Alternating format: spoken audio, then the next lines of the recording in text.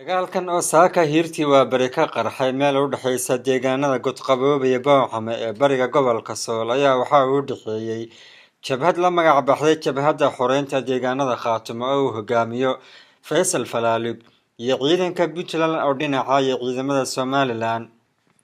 dagaalkan oo socday qadar kooban ayaa waxaa la soo sheegay wax khasaaro oo nafeed oo ka dhashay Farxaan Maxashwaan oo ka mid ah saraakiisha jabhaddan oo Somaliland wareysi gaar ah siiyay ayaa ka warramay sidii wax u dhaceen. bismillaahi raxmaani raxiim. Salaam ayaa qolada saxaafadda. dagaalku wuxuu dhacay dagaalka anaga qaadnay saaka. waxaan ku qaadnay firismada cadowga hoosta deegaanada Tuqran. anagoo ah Jabhadda Xoreynta Deegaanada Khaatumo.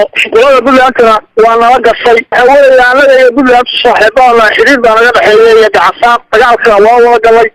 anagana hogaaminay jabhadda hogaamineysay. waxaan ku qaadnay firismada cadowga haysto Somaliland deegaanada Tuqran. khasaaro weyn oo geysay. waxaan u geysanay khasaarada fudud oo askar iyo midgaadiidba.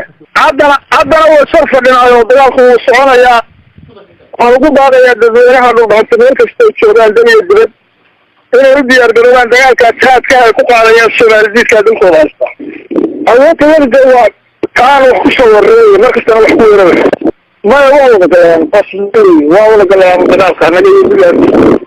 gacasaar baana naga dhexeeya markaan la dagaalamayno Somaliland. anagoo Jabhadda Xoreynta Deegaanada Khaatumo baa galay dagaalka hogaaminayay. waan gartay maamulka Puntland maxaa xiriir idinka dhaxeeya? xiriirka naga dhaxeeya waxa weeye cadowga Somaliland aan la wada dagaalano anagu sanad Soomaaliyeed iyo maamul Soomaaliyeed ah. dhinaca kale hogaamiyaha jabhaddan Faysal Falaalug oo la hadlay TV-ga Somniis ayaa isna ka hadlay xaaladda dagaalkan iyo ujeedkooda. dhowr goobood dagaalaha ka dhacay ee jabhaddu cadowga la gashay waxyeello ciidanna way u geysteen. jabhaddana waa xaq u dirir oo Ilaahay waxba ma gaadhsiin.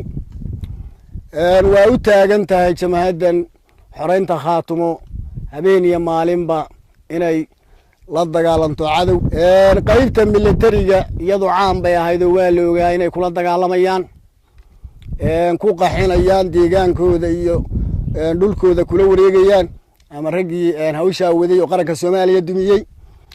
waanu soo dhaweynaynaa waxaanu ku soo dhaweynaynaa hadafkiisii SNM oo uu waday inuu maxay ahayd sidii uu sii wado dagaalkii sii nooleeyo maxay ahayd ujeedadii cadowgana uu fuliyo baanu ku soo dhaweynaa.